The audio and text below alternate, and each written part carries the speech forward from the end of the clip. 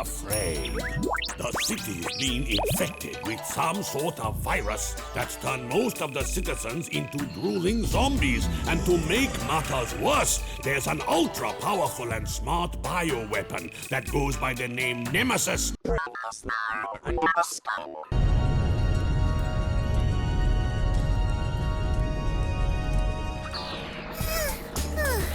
Resident Evil 4 was released in January of 2005, but just 3 months before that, Resident Evil and Killer 7 director Hiroyuki Kabayashi, I'm very white, released Under the Skin exclusively for the PlayStation 2.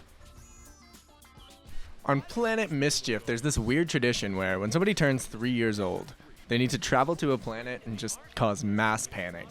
So this game stars Cosme, who just turned 3 years old, and he's traveled to Earth to impress his father, Cosme Sr.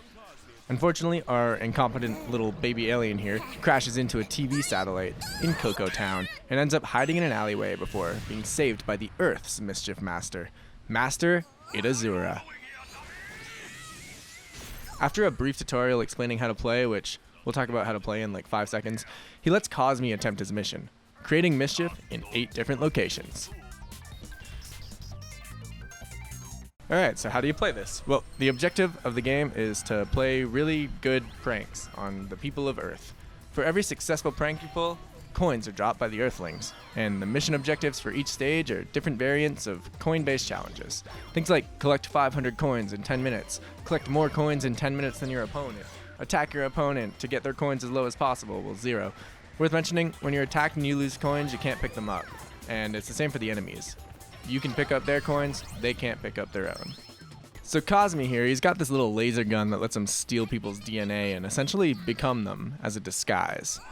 All your actions, movements, and animations change depending on the character you're disguised as. So if you disguise yourself as a character that's really slow and then alienate a huge crowd of people to the point where they attack you, you've got yourself a problem.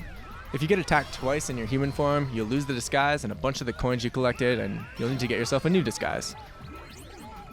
Thankfully, when you switch to a new disguise, people immediately lose track of the original disguise and let you get away, so you can attack them again. You can't just fire your laser at anybody to instantly turn into them while you're being chased though. You gotta find these little mini UFOs around the maps that let you extract the DNA from the gun and change disguises. These can only be used once and then they fly away. So you can't just camp around a UFO, keep causing mischief, keep switching disguises. You can't do it. You want to keep your eye on the UFO locations on the mini-map and make sure you're at least heading towards one at almost all times.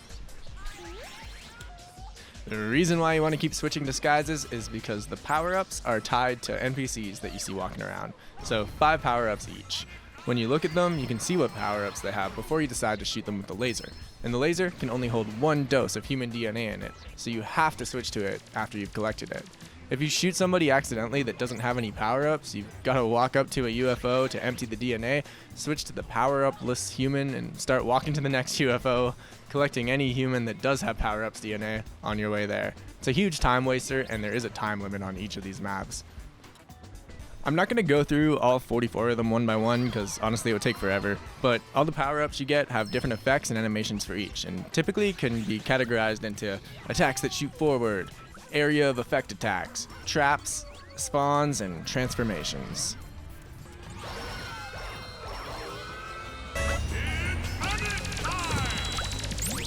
Panic time is crazy. This happens once or twice per stage and causes different forms of just absolute chaos depending on the mission that you're playing. Which, I guess, let's get into the missions to touch on what panic time even is or what it does. There's only 8 of them, but they're all highly detailed open worlds and they all play pretty differently from one another. It starts in Coco Town, which is full of aggressive Earthlings. There's 2 floors here. One where all the roads and the humans are concentrated together, and then one small little room upstairs. The goal here is to collect 500 coins while avoiding Becky, who attacks you and steals your coins. Panic time here causes the cars to fly all over the road, hitting anything and everything in their way. You can mess with Becky during this by luring her into the cars and then stealing her coins. You most likely want to stick to the area with the large amount of humans chilling in the center, blasting them with attacks like singing karaoke or punching them with a huge boxing glove. Pharaoh Island is the next stage, and it has a lot of traps on it. So boulders will roll down from the top to the bottom and crush our little alien, but they'll also crush Mumpy, who's here collecting coins as well. The goal here is to collect more coins than Mumpy within 10 minutes. You can probably tell this is primarily a split-screen game, eh?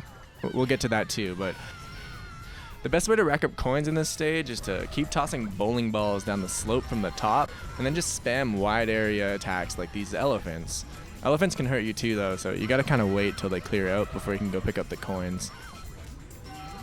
Next up we got Big Booty Bae. You can probably guess the theme for Big Booty Bae. That's right, it's pirates. So there's two forces of people here, and they're fighting the whole time. The military and pirates. If you clone a pirate, you've got to avoid the military. If you clone the military, you got to avoid the pirates. The whole time, you've also got to avoid Princess Cleo, who's trying to steal your coins. This whole level's super chaotic. During panic time, missiles start flying at you, and you have to become a pirate or camp on the pirate ship to avoid them. Alright, Frontiersville. So this here is a cowboy town, and the goal is to collect more coins than your opponent. Baron Prop Top. Pretty basic stage overall. You're mostly just collecting coins. There's a sandstorm that happens when panic time kicks in, and Baron will start throwing tacks all over the floor during panic time too. The best way to beat this stage is to abuse the horses.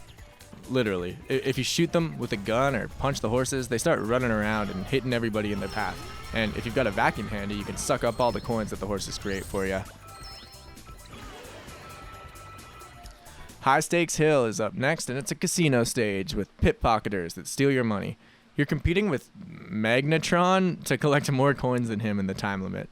Panic time here causes the coin drop rate to be doubled and causes a big jackpot of money to quickly fly around the area that, if you can manage to hit it, it'll drop you a pretty much game-winning 200 coins.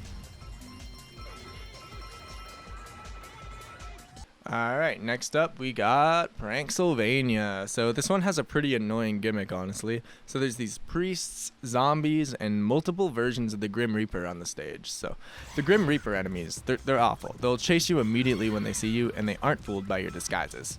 If they hit you with their scythe even once, you're immediately turned into a human. They also can't be hurt at all. So you gotta find these priests that have the Holy Circle power up. They'll all have 3 of them, which causes the circle in this area of the map to glow and kill the Reapers.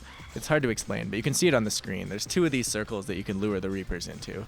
You basically gotta hoard priests, lure death into the circle, and then use the power up to get rid of these annoying things.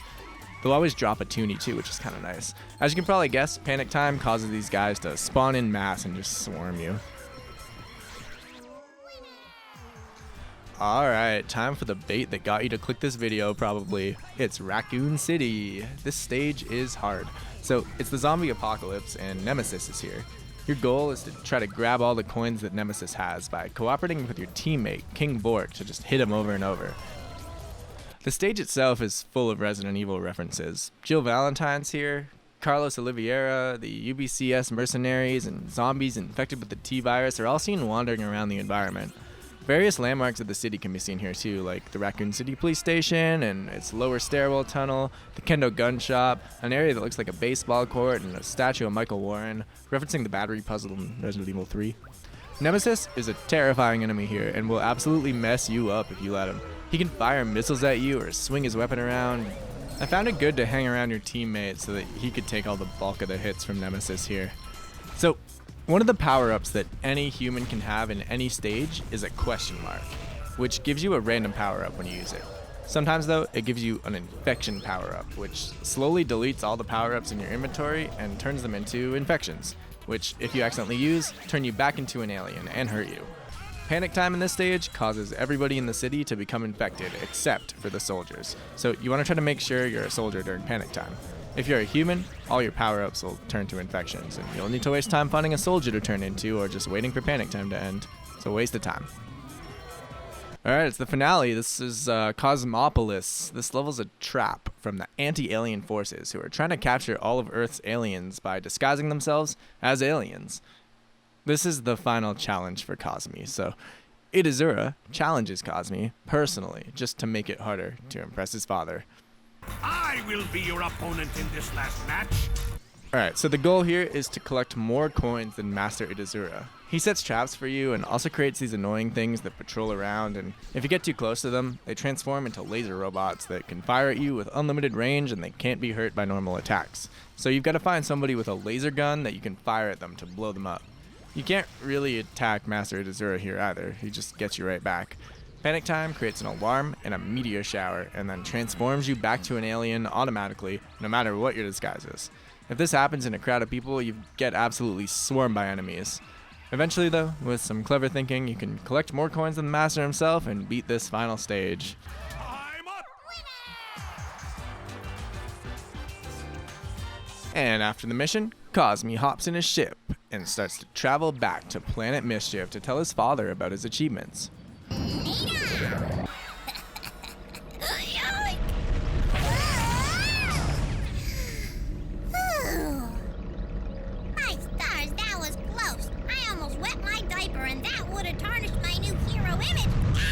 But he crashes into a TV station again and crash lands on Earth in the middle of Coco Town Square, the first level of the game.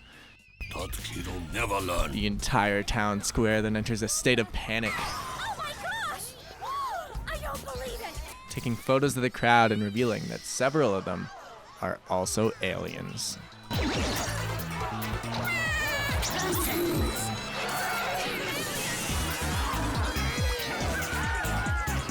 Other than the single player though, the game has a couple of other modes that are worth mentioning. Versus mode is a multiplayer battle mode where you compete with a friend locally in a battle to collect 500 coins in 10 minutes, or hit your opponent enough that their coin count hits 0. Co-op mode lets you and a friend work together to try to collect 1,000 coins. Trial mode lets you play as any of the 9 characters in the game to try to collect 500 coins as quickly as possible in any stage of your choosing. These modes seem like they'd be really fun. I tried to sucker my buddy into playing these with Steam Remote Play, but it didn't work out, so this computer player footage is all you're gonna get for this one, I'm sorry. Still though, I had fun in the single player here. I've got really no complaints about this game. It was creative, fun, different than anything I've ever played, controlled great, never felt completely unfair, and the roller coaster of chaos was never not fun to laugh at. I hope you had fun learning or remembering this weird game either way here, and I hope you liked the video. If you did, feel free to let me know with the like button, and if you want more videos of me rambling about weird games, the subscribe button's down there too. This one was actually a lot of work. I had to replay this game twice. I played it all, and then all the footage was zoomed in, so... Anyway, thanks guys. Love ya. Peace.